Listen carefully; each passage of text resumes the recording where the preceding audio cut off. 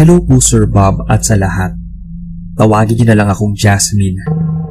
Itong kwentong ibabahagi ko sa inyo ay karanasan ko noong high school pa lamang. Nga po pala, bukas ang third eye ko. Minsan, nakakakita at madalas nakakaramdam. Nang mag first year ako at unang tuntong ko sa school na yon, ay marami na akong naramdamang kakaiba, lalo na sa classroom namin. Bago yung classroom namin, pero parang matagal na yung nakatayo doon. Pagpasok ko pa lang, ay bigla na lang bumigat yung pakiramdam ko. Yung para bang ang daming kaluluwang natrap doon. Nasusuka pa akong lumabas noon ng classroom. Takang-taka nga yung mga kaklase ko na hindi pa ako kilala that time. Pagbalik ko noon, lahat sila ay nakatingin sa akin. Diretso na lang akong umupo sa upuan ko. Diretso din ang tingin. Ramdam ko kasi ay may iba pang nakamasid sa akin noon. Nang matapos ang klase ay agad akong lumabas ng classroom. Hindi ko kayang magtagal doon. Nakiusap ako kay mama na ilipat na lang ako ng ibang section. Pero sayang naman daw at nasa higher section na ako. Ayaw daw pumayag ng teacher na ilipat ako dahil sayang naman daw yung mataas kong grades noong elementary kung mapupunta lang ako sa mababang sections. Sabi ni mama ay wag ko na lang pansinin yung nakikita ko. Kahit saan naman daw ay pwedeng may makita ako. Hindi na umiepekto yung binigay ng manggagamot para hindi masyadong maging sensitive yung third eye ko. At kahit may bago na akong proteksyon noon ay hindi pa rin yun umiepekto. Nakakaramdam pa rin ako. Nalaman ko noon na yung dating classroom daw na tinayuan ng bagong classroom namin ay nasunog at maraming estudyante ang nakulong sa sunog na yon. Nagtayuan yung mga balahibo ko. Kaya pala ganoon na lang kabigat yung nararamdaman ko kapag andoon ako sa loob. Minsan noon, nagtuturo yung teacher namin. Bigla ba namang may sumingit na boses ng bata? Tinanong pa ng teacher namin kung sino daw yung nagsalita. Wala namang sumagot sa amin dahil wala naman talaga sa amin yung nagsalita. Maya-maya nun ay biglang nagreklamo yung isang kaklase ko na tinulak daw yung upuan niya. Tinanong siya ng teacher namin kung sinong tutulak, nasa pinakalikod siyang upuan. Nagpaalam akong magbabanyo nun. Buti na lang at nasa labas ng classroom yung CR namin.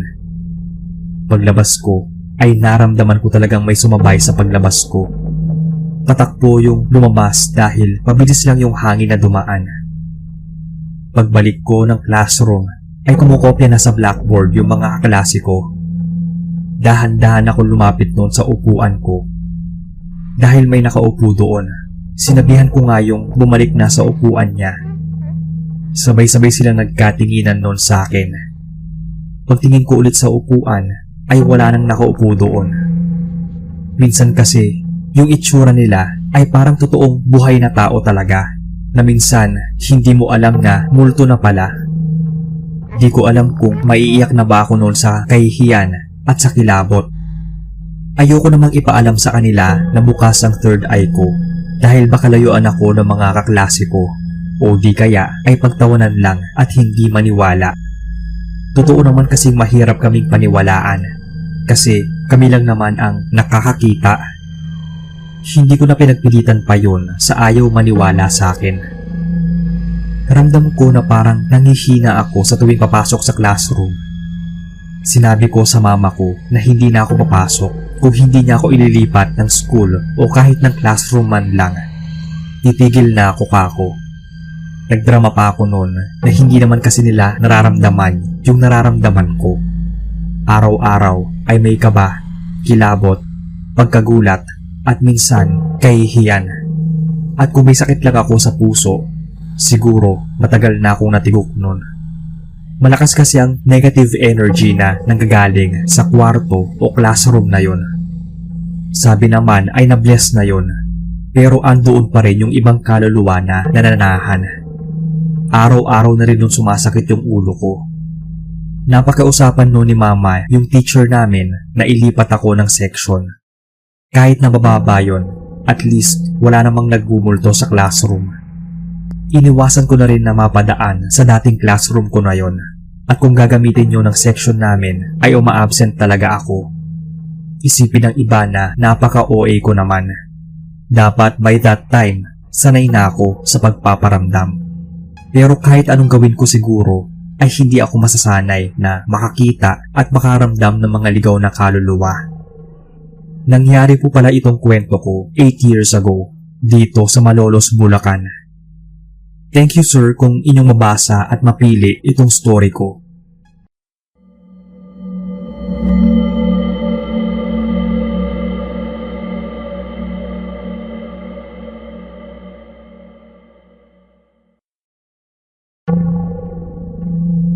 Magandang araw. Tawagin niyo na lang akong Kino. May karanasan ako na gustong iparating sa inyong channel. Tungkol ito sa babaeng nakaitim na nagpapakita sa classroom namin noong nasa elementary pa ako. Umuulan noon at madilim ang paligid.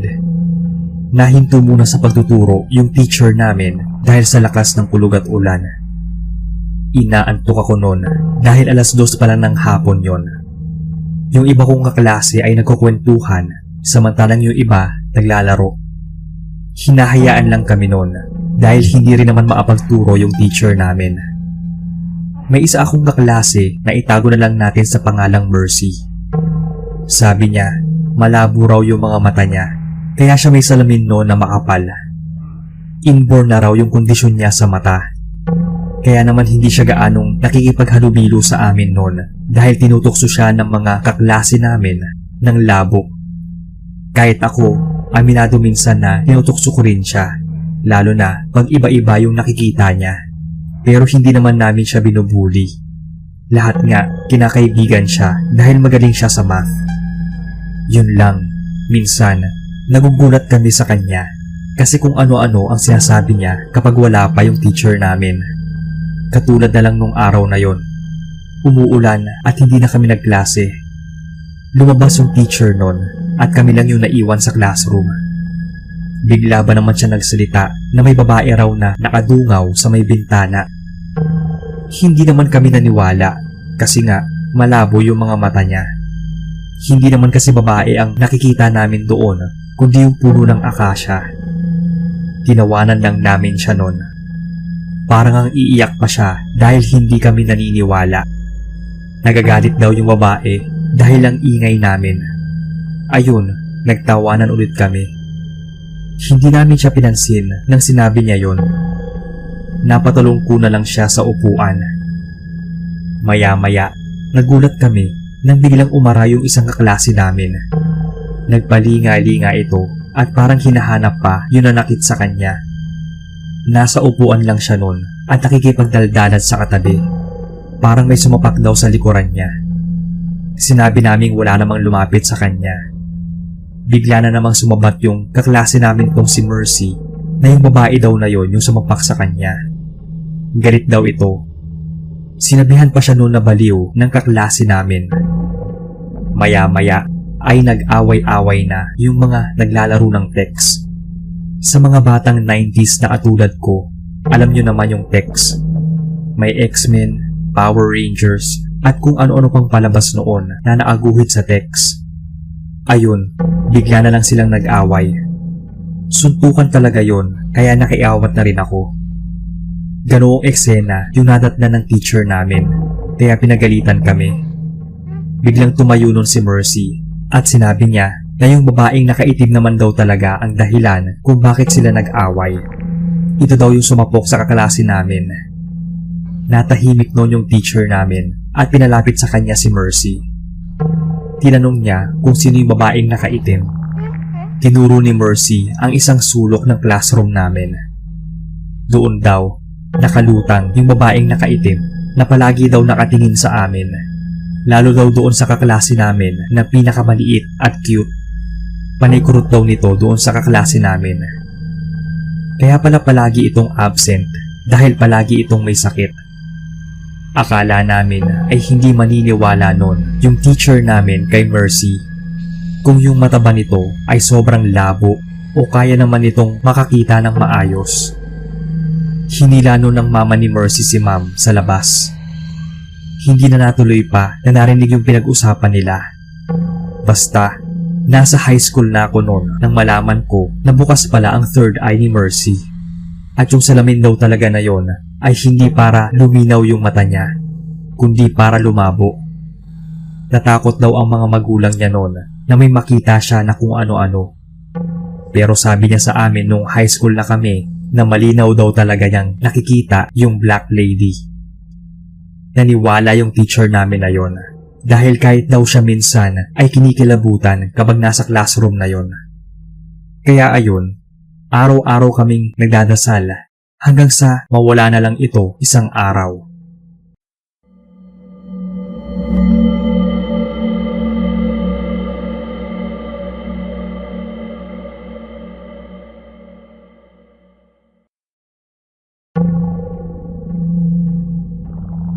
Hello po sa lahat. Ako si Matt, taga Antique. Itong story na isi-share ko sa inyo ay karanasan ng tatay ko na isang CQ sa National High School dito sa amin. Graveyard shift ang duty ni tatay, kaya siya ang nagbabantay ng high school mula uwian hanggang pasukan kinabukasan. Mga bandang alas 7 daw ay nag-iikot siya sa bawat classroom para i-check kung may nakabukas na ilaw o may mga hindi naka-unplug na mga gamit sa loob. Minsan daw kasi ay may naiiwang na asaksak na electric fan at hindi yon napatay. Umusok daw yon at muntikan ng masunog yung buong classroom. Kaya nagtalaga na sila ng guard noon sa gabi. Kwento ni tatay ay may isa talagang classroom doon na nahihiwagaan siya. Chine-check naman daw niya yon at nakapatay ang mga ilaw. Pero nang muli niyang tingnan ay nakailaw na raw ulit yung buong silid. Kaya muli niyang pinuntahan yon at pinatay ang ilaw. Habang nasa guardhouse daw siya noon ay narinig niya na parang may nagkakasiyahan pa. Hinanap daw niya kung saan nanggagaling yung ingay. Ganoon na lang yung kilabot niya noon nang makita yung classroom na yon na nakailaw na naman at parang maraming tao sa loob. May nagkakantahan daw, nagiinuman at nagsasayawan. Pero sa isang iglap ay bigla daw yung dumilim. Akala nga raw ni tatay ay inaantok lang siya at kung ano-ano na lang yung nakikita niya. Pero may isang beses daw noon na naatulog siya sa guardhouse. Narinig niya na parang may nangigising daw sa kanya. Naalimpungatan siya at pupungas-pungas pa na nag-angat ng tingin. Naabutan na lang daw niya ang likod ng babaeng nakaputi. Sinundan daw niya yon sa pag-aakalang kailangan noon ng tulong. Pero nang mapadaan daw sila sa classroom na yon ay bigla na lang itong nawala. Bigla rin daw namatay yung sindi ng ilaw sa classroom. Takbo daw talaga noon pabalik si tatay sa guardhouse. Nagkwento pa ang kapalitan niya noon nang mag-day off siya. Nagbibot daw ito ng bandang alas 10 dahil may nagpapatugtog daw mula sa classroom na yon. Ang akala niya ay may naiwan pang estudyante at kung ano-ano ang ginagawa. Nakita pa raw niya mula sa guardhouse na nakailaw yung classroom na yon. Nang lalapitan daw niya ito ay nakasarado na yon at patay na rin ang lahat ng ilaw. Napakamot na lang daw siya sa pagtataka kaya kinuwento din daw ni tatay yung mga nasaksihan niya. Parang may naninirahan daw talaga sa classroom na yon. Minsan, may kalansingan daw ng mga plato at baso. May nadidinig pa silang nagtatawanan mula doon. Pero kapag umaga at may klase naman daw, ay parang normal na classroom lang yon. Hindi naman nila pinapakailaman ang kung ano mang nakatira doon. Hindi rin naman kasi sila sinasaktan. Nasanay na nga lang sila at parang napagkatuwaan na lang nila ang mga pagpaparamdam na yon. Parang nalungkot pa nga raw noon si tatay nang ilipat na ang duty niya sa pang-umaga.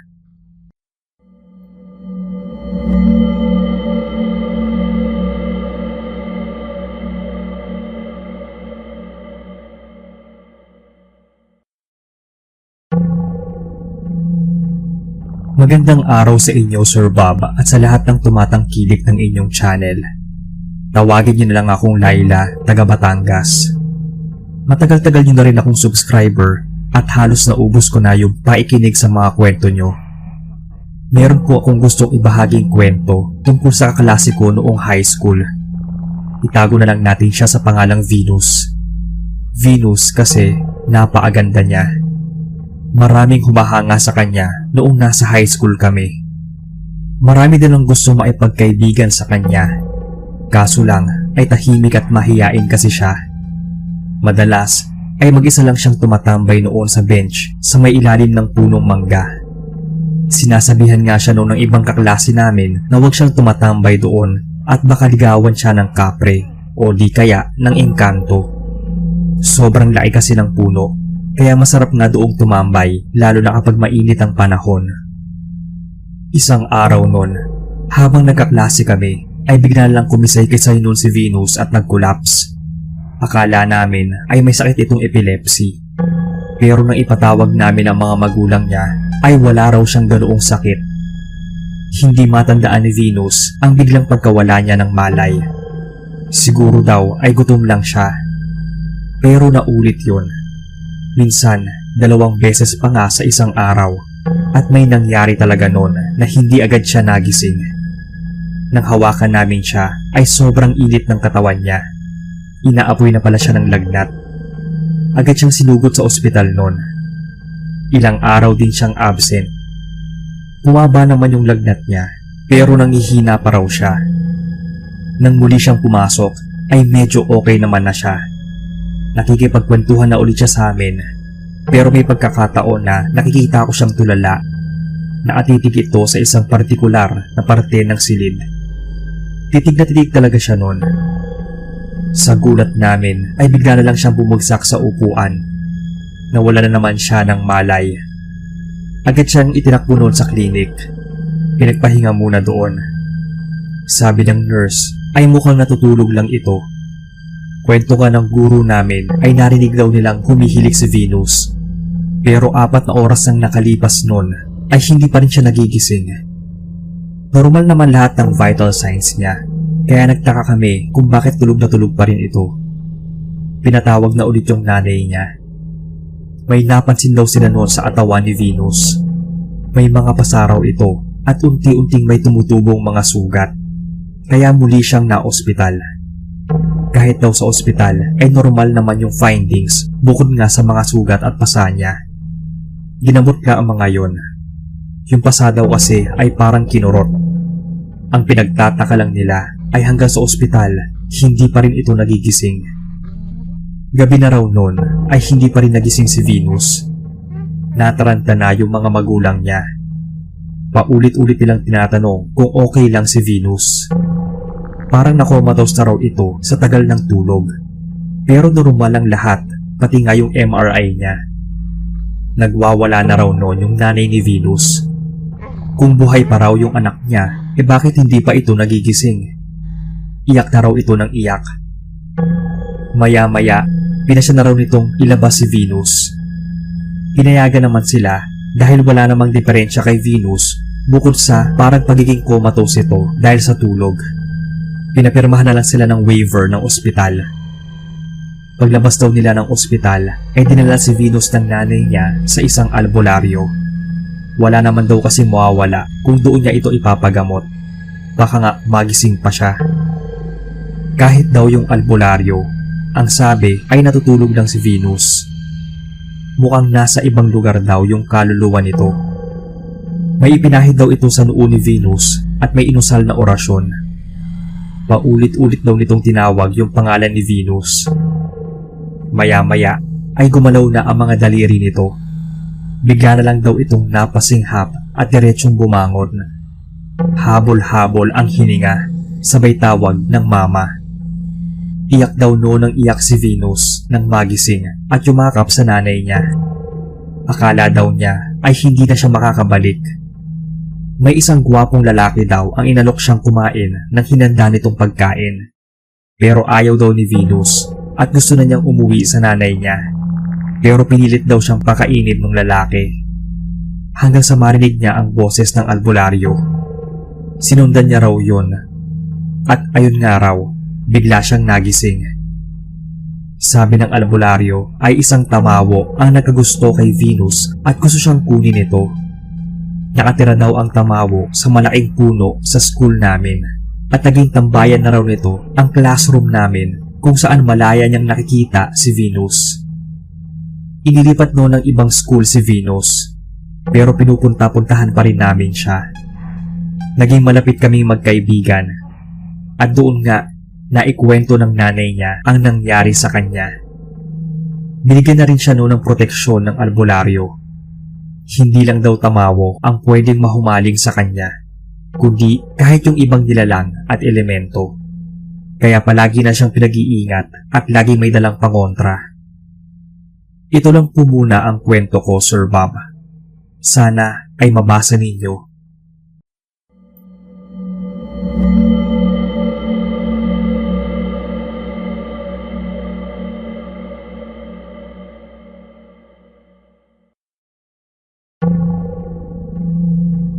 Magandang araw, Sir Bob, at sa lahat. Tawagin niyo na lang akong Luis. Gusto ko po sanang ibahagi itong kwento tungkol sa nangyari sa isang classroom sa school na pinasukan ko noong nasa elementary pa lang ako sa Cavite. Grade 5 ako nang mauso yung sunod-sunod na pagkawala ng malay ng ilang students sa grade 6, kung saan ginagamit nila ang sinasabing nakakatakot na classroom. May ligaw na kaluluwa daw kasi sa classroom na yon na siyang sumasapi sa mga mag-aaral na nandoon. Natatandaan ko, kapag ganoong may nahihimatay ay agad na kaming pinapauwi ng guro namin. Sunod-sunod na raw kasi ang nawawalan ng malay at natatakot sila na pati ang ibang estudyante ay madamay. Pinaniniwala ang sinasaniba ng masamang espiritu ang mga estudyanteng yon. Minsan, inaabot ng 2 o 3 araw na wala kaming pasok nun. Isang araw, nagpatawag ng pari yung pamunuan ng eskwelahan. Pinabindisyonan yung classroom na yon, pati na ang lahat ng classrooms. Lumang-luma na raw kasi yung silid na yon. May kwento pa na isang bata o estudyante ang namatay sa classroom na yon. Sabi ay naglalaro daw ng tagu-taguan ang mga bata. At itong isang bata ay nagtago sa isang malaking drawer na naroon. Malapit na raw noon mag-uwian. Hindi raw alam ng guro na may estudyante pa sa loob ng drawer. Nailak daw niya yon, at ang nakakalungkot ay weekend kinabukasan. Halos ilang araw din daw na nakulong yung bata sa loob ng drawer na sanhi ng pagkamatay nito. Matagal pa daw nilang hinanap yon. Inakala pa nga ng mga magulang nito na kinidnap ang anak nila. Yun pala ay nasa classroom lang. Kung hindi pa raw umalingasaw yung masangsang na amoy na nagmumula doon sa drawer, ay hindi pa mabubuksan yun. Saka lang nakita yung naagdas ng bangkay ng bata. Ang sabi, hindi raw nakayanan ng guro ang matinding lungkot at konsensya dahil sa nangyari sa student na yon. Siya din daw kasi yung sinisi ng mga magulang. Kaya ayon, natagpuan na lang daw na nakabigti yung guro sa mismong classroom na yon. Matagal na raw na sinara yung classroom na yon. Siguro mga taong 1970s o 1980s pa. At muli lang daw pinatayuan ng bagong classroom doon makalipas ang isang dekada. Doon na nga nagsimula yung sunod-sunod na saniban. Nang madasalan naman yon at mabendisyonan ng pari, unti-unti nang natigil yung mga pagsanib.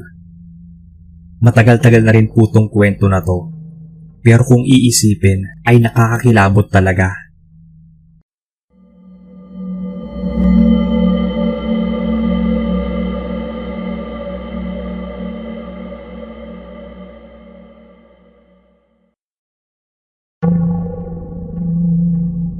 Magandang araw, Sir Bob, at sa lahat.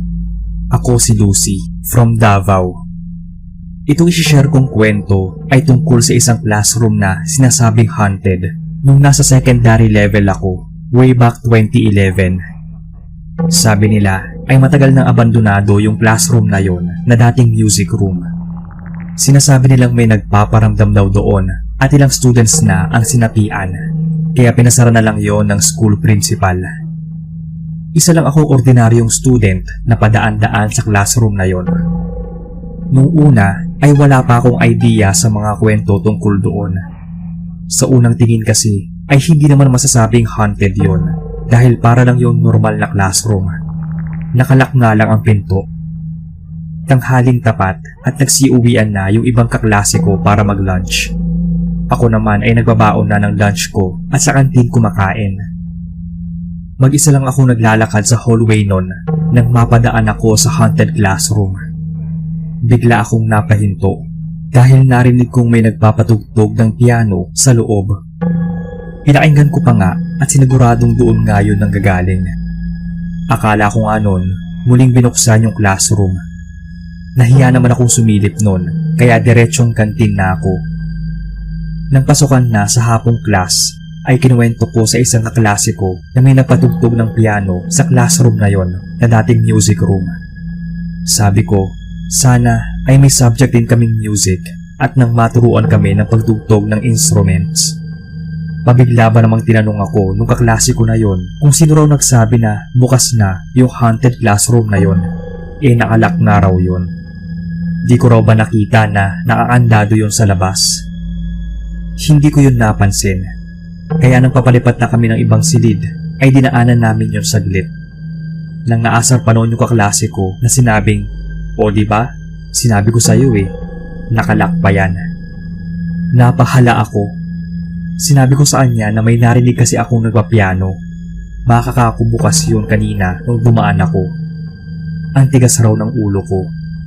Hindi nga raw yun bubuksan dahil hindi na ginagamit. Baka raw minumulto ako. Takbuhan tuloy kami noon papalayo. Hindi nga binubuksan yun, katulad ng kwento ng kaklase ko. Pero takang-taka ako noon sa narinig ko. Naikwento ko tuloy dun sa kapitbahay naming teacher din dun sa school na pinapasukan ko. Matagal na raw yung sarado at di na ginagamit. May narinig din daw siyang kwento na may nagpapatugtog nga ng piano. Ang iba naman daw ay gitara doon mismo sa loob. Kahit na nakalak yung pinto.